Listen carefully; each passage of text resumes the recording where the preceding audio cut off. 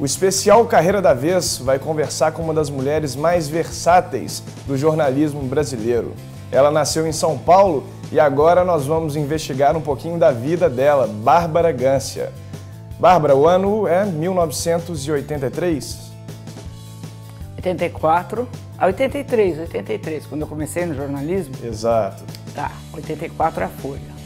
Tá certo. E, bom, esse início aí, de onde surgiu essa veia pulsante aí do jornalismo na sua vida? Por quê? O que te motivou para essa área tão misteriosa e barulhenta?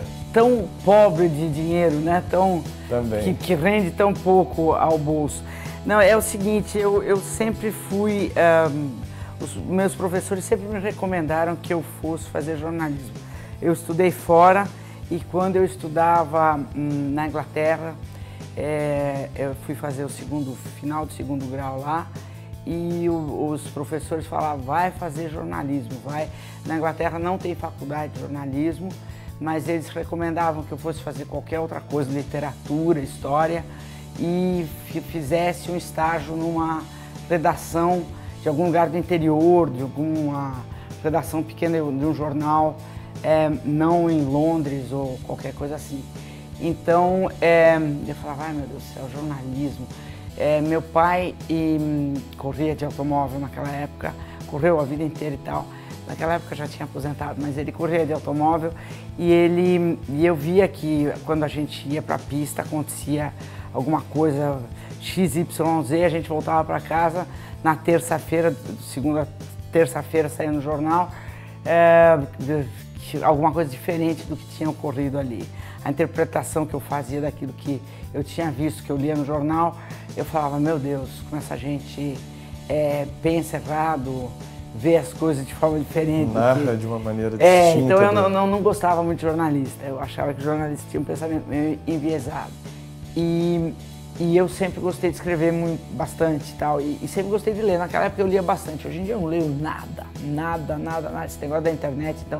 E depois eu leio para trabalho, então essa coisa de ler por prazer quando você é jornalista, só nas férias. Só nas férias, porque não sei se isso acontece com você também, mas você lê tanto para trabalho, você tem que ler 3, 4 jornais, depois procurar coisa para fazer matéria, depois você lê na internet, não sei o quê. Que você acaba, por prazer, você acaba não desfrutando nada. Então, e aí eu nunca fiz teste vocacional, mas tudo todo mundo me encaminhava o tempo todo para a gente não usou o termo versátil no início à toa, porque, bom, começou no jornal, na revista, pulou para o jornal, rádio e TV hoje estão na sua vida bem presentes, são 30 anos de Folha de São Paulo. Não era comum naquela época uma mulher e um jornalista enveredar para tantos lados. E, bom, sua mãe foi uma das primeiras mulheres a pilotar um carro, seu pai foi o primeiro piloto de automobilismo do Brasil. Essa coisa... A ganhar um campeonato de turismo é porque se estabeleceu um campeonato. Exato, mas, bom, são percussores de alguma maneira em um segmento. Você acha que essa origem estava na família para você ser uma das primeiras jornalistas brasileiras a ter essa coisa múltipla o tempo inteiro? A primeira a me assumir lésbica, alcoólatra, provavelmente rede nacional, quem sabe. Eu acho que esse fato de ser imigrante, essa coisa do imigrante que vem, meus pais vieram depois da guerra, a coisa se deu da seguinte forma: o meu irmão nasceu no dia que começou a Guerra da Coreia, 25 de junho de 1950. Meus avós tinham feito a Primeira Guerra. Ambos, o pai do meu pai e o pai da minha mãe eram alpinos, eram oficiais do esquadrão alpino na Itália. Então, esse instinto de sobrevivência, essa coisa de ser capaz de se virar, eu acho que está com a gente, sim. E eu acho que a gente sempre foi um casal, uma família bastante única. Meus pais foram um casal bastante único e isso está com a gente. A gente sempre foi muito versátil. Meus pais são de uma família de classe alta, sem dúvida alguma. Minha mãe é aristocrata e mas a gente sempre viveu com todo tipo de gente, com todo tipo... E de não contratempo se faz muita também, distinção. Né? Na minha casa, todo mundo é tratado mais ou menos igual e apesar de minha mãe ser bastante snob, eu devo dizer, meu pai sempre falava que a minha mãe achava que o título de nobreza que foi conferido à família dela era uma coisa que Deus outorgou, assim, que é um dom divino que veio, entendeu? Mas isso é uma brincadeira, mas em todo caso, apesar desse negócio de ser de uma classe alta, a gente sempre teve uma noção de que as pessoas são todas iguais e criadas iguais e que ninguém deve ser tratado diferente.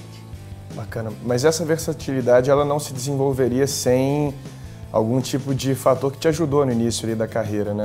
Do jornalismo, mesmo porque Vários você ia... pistões. Exatamente. Não, Como... o que te ajudou ali no início da sua trajetória para hoje você ter 30 anos de Folha, por exemplo? Eu comecei a ler a Folha, eu lembro, tinha os dois, a gente assinava os dois jornais em casa, a gente assinava o Estado e a Folha, mais um privilégio, né? Porque geralmente as pessoas assinam um ou outro, na minha casa assinava-se os dois. Eu comecei a ler a Folha porque eu lembro que o dia que chegou na minha casa o primeiro número da Folhinha, chegou a Folhinha e eu li aquilo, eu tinha uns, sei lá quantos anos, eu acho que foi em 66 que começou a Folhinha. E o primeiro número nasceu um personagem chamado Horácio, de Maurício de Souza, que era o dinossauro. E eu vi aquilo, eu falei, nossa e tal. E eu comecei, daí era uma história que na semana seguinte continuaria. Desse pequeno dinossauro ali que sai do ovo e tal. E eu fiquei fascinada com aquilo e comecei a seguir. E aí eu optei pela Folha e virei leitora da Folha. E eu estava sendo chamada para escrever no jornal que eu gostava, que eu cresci vendo. Então, e para ir para um lugar chamado Folha Ilustrada, que era o lugar que eu pegava, a primeira coisa do jornal que eu pegava. E aí, então, daí o Caio Túlio Costa falou assim para mim, você sabe escrever datilografar? Eu falei, não sei. Então você vai para uma escola de datilografia, você passa lá um mês e depois você volte. Eu falei, você sabe escrever em português? Eu falei, não. Ele falou, então você vai e você volte. Aí eu fui para uma escola de datilografia que do lado dessa escola... Tinha um bar. Não, tinha um pinball, tinha uma coisa de videogame. Aí eu ia para a escola de datilografia, meu pai mandou, pagou. E aí eu chegava, só que eu gostava muito de jogar maquininha, sabe? Naquela época era pinball mesmo, aquela máquina assim, do Tommy, sabe? Aí eu enchia o bolso de ficha, em vez de ir para o negócio de bar, eu ia lá e ficava jogando, pá. E aí o que aconteceu? Entrou um dia um sujeito da Veja, estavam fazendo uma matéria sobre gente que jogava, porque naquela época tinha gente que jogava muito bem e ficava todo mundo em volta, vendo a pessoa jogar e tal. E aí eu tava lá, E aí chegou o cara com o fotógrafo e falou assim, você tiraria umas fotos? Eu falei, claro. Tava todo mundo em volta vendo, e eu, Aí saiu na Veja, eu jogando, entendeu? Aí o Caio Túlio viu e falou assim, escuta, você tá na escola de datilografia, o que você tá fazendo? Ele falou, melhor você vir, porque você já não vai fazer mais nada, né? Eu falei, tá bom, então eu vou. E até hoje eu... esse é meu jeito de teclar, é assim. E se você apagar a luz, eu falo, olha, não dá pra fazer a matéria, porque eu não consigo teclar no escuro, né? Mas a gente se vira, né? Bom, mas então, esse jeito pouco convencional chama atenção, eu imagino, quem te lê a vida inteira, assiste na TV, escuta no rádio e vai pedir um conselho, eu imagino que você não tem um jeito muito padrão, muito comum de dizer não vai, estuda, não mata a aula, você não diz isso, então... Eu falei, quando me chamaram para fazer essa entrevista, eu falei, Mas a gente não quer ouvir isso, a ideia não é necessariamente o ponto acadêmico, o ponto ortodoxo e religioso, não. Qual que é o seu ponto de vista próprio mesmo, para alguém se dar bem na carreira, voltamos à sua origem, o contratempo surge, você tem que se virar, não é porque você é rico que não vão aparecer. Inclusive, depois disso, malabares. Meu pai perdeu dinheiro todo, e ainda bem que ele perdeu, inclusive, porque eu ia muito pelo mau caminho. Eu estava achando que eu ia jogar golfe, eu estava achando que eu não ia ter que trabalhar. Eu aceitei isso porque eu falei, bom, eu acho que eu não posso dizer não porque eu vou me arrepender. Para se dar bem na carreira, do seu ponto de vista, eu acho que o mais importante é saber se virar. Se você gosta não só isso, eu vou te dizer o quê. Eu vejo, depois eu vi uma coisa, que as pessoas acham que elas vão entrar no jornalismo e aprender a fazer jornalismo na escola de jornalismo. Agora, o que você faz ali dentro, isso você leva uma vida inteira para fazer. E essa vida inteira é uma vivência de você ter curiosidade, de você ler, de você aprender a falar línguas, de você aprender ciência, história, geografia, viajar, investir em você mesmo. Sabe, tudo que eu li, tudo que eu fiz, a minha escola de fotografia, tudo que eu quis fazer sozinha, o meu interesse. Eu lembro, o primeiro livro que eu tirei da biblioteca quando eu tinha 6, 7 anos de idade foi a biografia de Beethoven.